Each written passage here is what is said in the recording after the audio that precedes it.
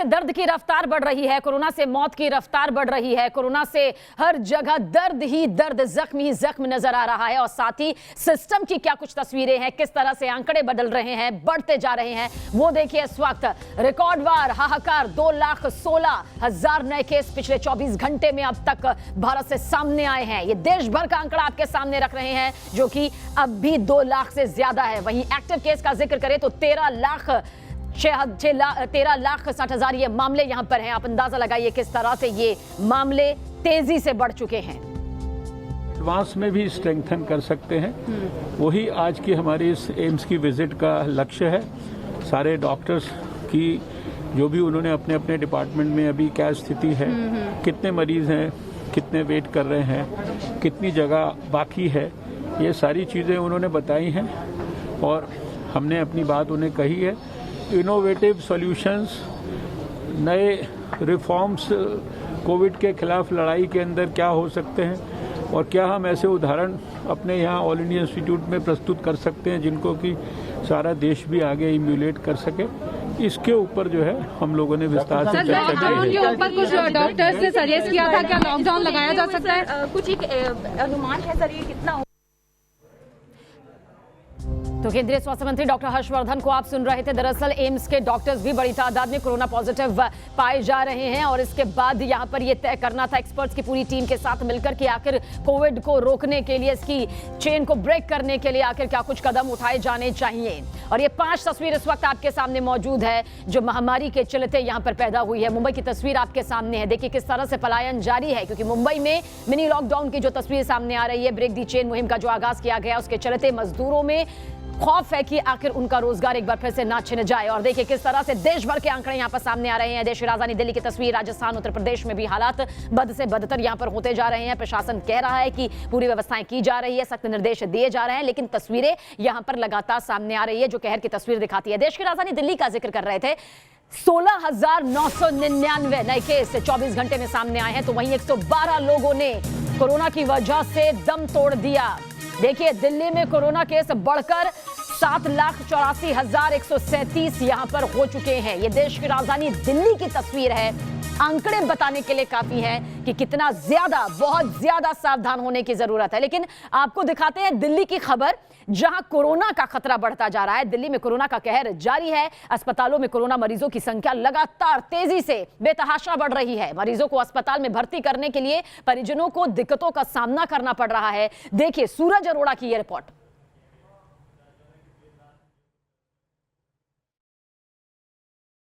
गांधी अस्पताल में इस वक्त हम लोग मौजूद हैं और कोविड के लिए निर्धारित अस्पताल ये है और सुबह सुबह दिन चढ़ते ही तस्वीरें किस तरह की हैं वो आपके सामने मैं अपने विजय जैनेंद्र से कहूँगा कि आगे आके थोड़ा इस लॉबी की तस्वीर भी आपको दिखाएं कि मरीज़ जो हैं वो किस तरह से आना शुरू हुए हैं और किस तरह की परिस्थितियां हैं। ये आप देख सकते हैं कोविड के पेशेंट हैं, उनको लाया जा रहा है और ये यहाँ पर एम्बुलेंस पहुँची है कई जगह घूमने के बाद। जब जगह नहीं मिली तो यहाँ पर इनको लाया जा रहा है। ये आप देख सकते हैं कि किस तरह की तस्वीरें हैं, किस तरह की आगे से मदद मिल पा रही है। ये अपने आप में ये तस्वीर बताने के लिए काफ़ी है कि मरीज़ है और वो सामने जो एक महिला और दिख रही हैं वो अलग तड़प रही हैं। उनका छोटा बच्चा जो है वो भीतर है और उसकी सुध जो है इन्हें नहीं है, वो अलग परेशान है। इस तरह के जो हालात हैं, जो तस्वीरें हैं वो ये हैं। मैम आप के पेशेंट हैं यहाँ पर? जी मेरे हस्बैंड है मोहम्मद शहजाद जी। किस तरह की हालत है अंदर, किस तरह का? अभी मैंने उनको बहुत मुश्किल से एडमिट करवाया है क्योंकि उनका O2 लेवल डाउन जा रहा था, 75, 76 इस तरह से जा रहा था और सांस लेने में प्रॉब्लम हो रही थी। तो फिर खैर उन्होंने एडमिट करा। कितनी जगह घूमने के बाद जगह मिली? जी मैंने बहुत पूरी रात मैंने सर्च करी है, फिर मैंने अपने भाई की हेल्प से, एक NGO की हेल्प से फिर मैंने उनको एडमिट करवाया। पूरी रात जगह के लिए परेशान रहे हैं? जी मैंने कई जगह ट्राई किया, कहीं भी ऑक्सीजन सिलेंडर मतलब खाली नहीं था। वो बोल रहे थे इनको ऑक्सीजन की ज़रूरत है और एडमिट कराना ज़रूरी है, बहुत ज़रूरी है। तो ये परिस्थिति है मरीजों की। भैया आप कहाँ से लेके आ रहे हो ये मरीज? ये हरिनगर से। दिन भर में इस वक्त कितने मरीज लेकर आ रहे हो आप? 10 से 12 तो हो जाते हैं एक एम्बुलेंस में। और कितनी एम्बुलेंस लगी हैं? एम्बुलेंस तो पूरी दिल्ली में लगी। इस अस्पताल की अगर हम बात, इस अस्पताल का तो मालूम नहीं, तो साउथ ईस्ट की है। तो साउथ ईस्ट की है। तो मरीज आ रहे हैं काफ़ी, बहुत ज़्यादा है, काफ़ी मरीज है। और अंदर की परिस्थिति कैसी है, हालत पता है कुछ? अंदर तो नहीं जाते हम, अंदर नहीं जाते, लेकिन मरीजों की संख्या की अगर बात करें वो लगातार मरीज आ रहे हैं। हम अपने विजय से कहूँगा, जैनेंद्र से, कि थोड़ा और इधर आकर ये आपको तस्वीर दिखाएं कि किस तरह के हालात से जो कोविड के मरीज़ हैं वो गुज़र रहे हैं और कितनी संवेदना अपने आप में यहाँ पर दिखाई देती है। ये महिला जो है ये तड़प रही हैं, अलग बैठे परेशान हैं। क्या हुआ, कौन है अंदर? मेरा बेटा जुआन रे, गाड़ी में गिर पड़े रे, इलाज भी नहीं कर दे रे। अरे मेरा बच्चा बेहोश हुआ पड़ा रे। कब लेकर आए थे बच्चे? अरे मैं भी लेके आई हूँ रे, आध घंटा 1 घंटा हो गया, देखे गाड़ी में गिर पड़े, कुछ भी नहीं ये कर। गाड़ी जो खड़ी सामने इसमें, हाँ, इसमें गिर पड़े रे। तो एडमिट नहीं कर रहे हैं? अरे नहीं कर रहे, देख मैं पड़ा। क्या कह रहे हैं, क्या कह रहे हैं? पता नहीं मुझे क्या कह रहे हैं। अबे मेरे बच्चा कोविड होना और कोविड अस्पताल में पहुंचना अपने आप में, और उसके बाद उस इलाज को हासिल कर पाना कितना मुश्किल है, ये तस्वीरें जो हैं वो बताने के लिए काफ़ी हैं। और यहाँ से अगर हम तस्वीर दिखाएं, मैं अपने विजय से कहूँगा जैनेंद्र से थोड़ा सा आगे आकर और कोशिश करें, क्योंकि डर निश्चित तौर पर सबके लिए है, इसमें कोई दो राय नहीं। और उसी माहौल में रहकर हमें भी अपना काम करना है, खुद को बचाकर भी और खुद को दूर रख के भी। ये आप तस्वीर आप देख सकते हैं, मरीज़ जो हैं एक जो अभी बाहर आए हैं, और उसके अलावा जो इस गाड़ी में मरीज़ बैठे हैं, बच्चा जो बताया जा रहा है वो अलग है। तो इसी तरह के जो हालात है। हाँ भैया कहिए। कुछ नहीं भाई, अबे हाँ, क्या कितने मरीज आ रहे हैं रात में, कितने मरीज आए हैं? नहीं, रात में नहीं भाई, मैं सुबह में हूँ। सुबह मेरी ड्यूटी चेंज होती है, हमें ये पता नहीं होता मरीज कितने आ रहे हैं। ये दौड़ते हुए कैमरा देख के भीतर गए हैं, शायद तस्वीरें सामने थोड़ा सा दूर डिस्टेंस बना के, सोशल डिस्टेंसिंग तो न क्रॉस मत कीजिए ना, करेंगे अभी बात। तो ये हालात और ये तस्वीरें जो राजीव गांधी अस्पताल की हैं पूर्वी दिल्ली के, और अभी दिन चढ़ा है, जिस तरह की हालात, जिस तरह की एम्बुलेंस घूम रही हैं, उसके बाद निश्चित तौर पर जगह जो है वो अस्पतालों में बहुत नहीं, लेकिन मरीजों की तादाद काफ़ी ज़्यादा दिखाई देती है। वीडियो जर्नलिस्ट जैनेंद्र के साथ सूरज अरोड़ा, न्यूज़ नेशन, दिल्ली। तो किस तरह के हालात यहाँ पर बने हुए हैं, ग्राउंड जीरो से हमारे संवाददाता अब तक ये तस्वीरें पहुंचा रहे हैं, मरीजों से, उनके परिजनों से। देखिए बातचीत भी यहाँ पर की जा रही है। 2 सहयोगी इस वक्त मेरे साथ हैं। ज्यादा जानकारी के लिए देश की राजधानी दिल्ली से हमारे साथ राहुल डबाज है, तो विकास श्रीवास्तव मुंबई के हालात यहाँ पर बयां करने के लिए हमारे साथ मौजूद है। आप दोनों से बातचीत करेंगे, ग्राउंड जीरो की तस्वीर आप दोनों के जरिए देखेंगे। लेकिन इस वक्त की बड़ी खबर, महाराष्ट्र में हालात बुरे हो चुके हैं। 24 घंटे में कोरोना के 61,695 नए मामले सामने आए हैं। महाराष्ट्र में कोरोना केस बढ़कर 33,39,855 हो चुके हैं। मुंबई का जिक्र करें तो कोरोना के 8,217 नए मामले सामने आए। 49 लोगों को अपनी जान गंवानी पड़ी है और लगातार रोजाना ये मामले बढ़ते जा रहे हैं। मुंबई में लॉकडाउन, लोग बिना वजह घरों से है बाहर निकल रहे हैं, यानी कि लॉकडाउन की स्थिति है, लॉकडाउन की तस्वीर है। बावजूद इसके बिना किसी वजह के लोग घरों से बाहर निकले हुए हैं और इसके लिए सरकार ने पेट्रोल पंपों पर सिर्फ अति आवश्यक सेवा से जुड़े लोगों को और पेट्रोल और डीजल देने का आदेश दिया है। लेकिन क्या वाकई इस आदेश का पालन किया जा रहा है, हो रहा है? इसका जायजा लिया मुंबई से हमारे संवाददाता विकास श्रीवास्तव ने। रिपोर्ट देखें उनकी। मुंबई में लॉकडाउन का सख्ती से पालन करने के लिए सरकार ने अभी अनिवार्य कर दिया है कि मुंबई के पेट्रोल पंपों पर पेट्रोल और डीजल सिर्फ उन लोगों को दिया जाएगा जो कि अत्यावश्यक सेवा से जुड़े हुए हैं। और इसी वजह से पेट्रोल पंपों पर पेट्रोल और डीजल भराने वाले लोगों की कतार बेहद कम नजर आ रही है। जिनको पेट्रोल दिया भी जा रहा है वो अत्यावश्यक सेवाओं से हैं। आप देख सकते हैं एक शख्स आए हुए। भैया आप कौन सी सेवा से हैं? हम भारत गैस सर्विस से हैं सर। भारत गैस सर्विस से। ये चूंकि गैस सिलेंडर की सप्लाई करते हैं, इसेंशियल सर्विस में आते हैं, इसीलिए इन्हें पेट्रोल दिया जा रहा है। लेकिन दूसरी तरफ हम समझने की कोशिश करते हैं कि और कौन कौन लोग हैं। दादा आप कौन सी सर्विस से बिलोंग करते हैं? आप कौन सी सर्विस से बिलोंग करते हैं? बैंकिंग, मेडिकल, कौन सी सर्विस से बिलोंग करते हैं? नहीं, सिर्फ अत्यावश्यक सेवाओं को डीजल और पेट्रोल दिया जा रहा है। आप कौन सी सर्विस से? नहीं बता नहीं, अगर आप अत्यावश्यक सेवा से हैं तो बता सकते हैं ना, उसमें संकोच की क्या बात है? नहीं पता। तो इनको संकोच हो रहा है ये बताने में कि ये कौन सी सेवा से है। लेकिन ये अनिवार्य कर दिया गया है कि पेट्रोल डीजल अब उन्हीं लोगों को मिलेगा जो कि अपने वाहन के लिए अगर पेट्रोल भराना चाहते हैं तो उनका अत्यावश्यक सेवाओं से जुड़ा होना बहुत अनिवार्य है। आप कौन सी सेवा से हैं दादा? टेक्निकल सुपरवाइजर इसेंशियल सर्विसेज में आता है, इलेक्ट्रिशियन में, यहाँ पे TCS में।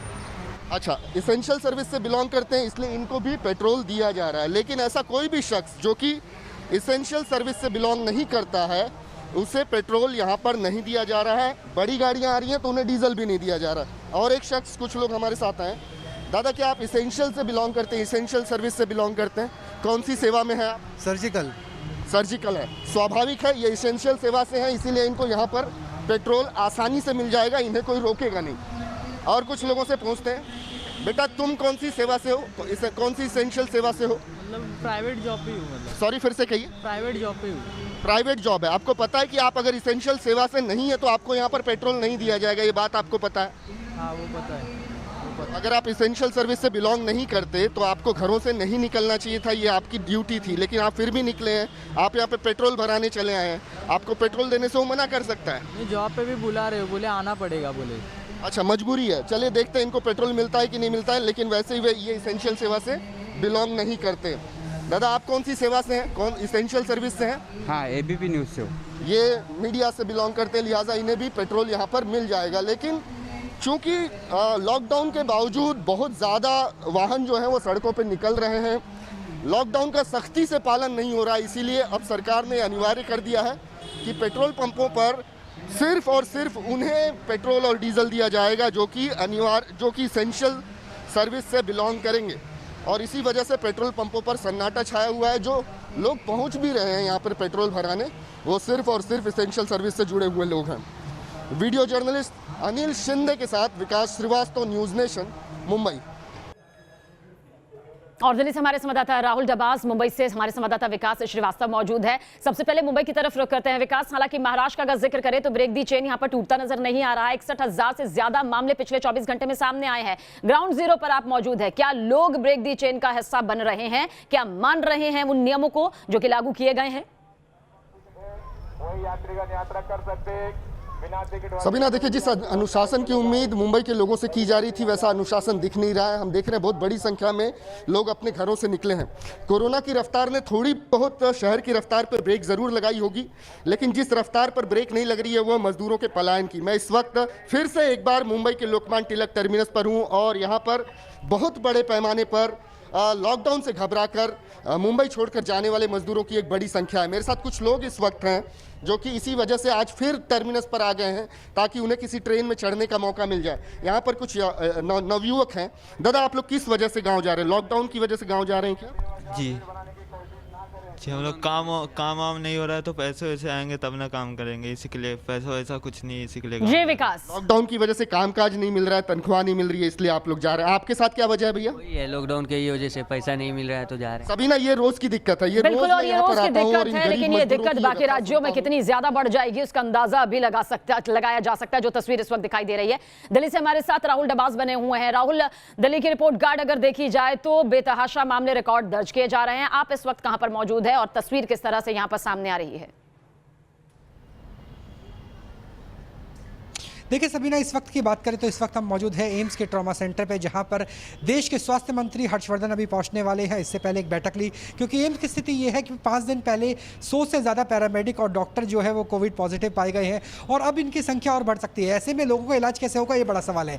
लेकिन क्या आंकड़ा छुपाने की कोशिश अरविंद केजरीवाल की दिल्ली सरकार कर रही है, वो चीज़ भी यहाँ पर नजर आती है। क्योंकि कल तक हम इस ऑनलाइन पोर्टल में देखते थे कि वेंटिलेटर की संख्या, नॉन कोविड वेंटिलेटर और बेड्स की संख्या साफ तौर पर नजर आती थी, लेकिन अब जो पोर्टल है उसमें चेंज किया गया और इसमें सिर्फ बेड और आईसीयू दिखाए गए हैं, वेंटिलेटर नहीं दिखाए गए हैं। जब हमने परसों रिपोर्ट बताई थी तो 65 ही वेंटिलेटर दिल्ली में बचे थे, लेकिन अब देख सकते हैं कि कहीं ना कहीं आंकड़े छुपाने की भी कोशिश हो रही है। दिल्ली की हालत की बात करें तो बेहद खराब है, क्योंकि दिल्ली में 17,000 के आसपास 24 घंटे में मामले आ चुके हैं। एक्टिव केस पूरे देश की बात करें 15,68,000 है। ऐसे में जो नए केसेस रोज दर्ज किए जा रहे हैं उन्हें हॉस्पिटल में ऑक्सीजन प्रोवाइड कराना बेहद मुश्किल हो रहा है। जी बिल्कुल, आप दोनों का ही बहुत बहुत शुक्रिया जानकारी के लिए। लगातार आपके जरिए हम दर्शकों तक पहुंचा रहे हैं ग्राउंड जीरो की वो रिपोर्ट जिनका पहुंचना हर देशवासी तक बेहद जरूरी है ताकि सावधान रह सके, सतर्क रह सके। एक छोटा सा ब्रेक, बहुत जल्द हाजिर होते हैं।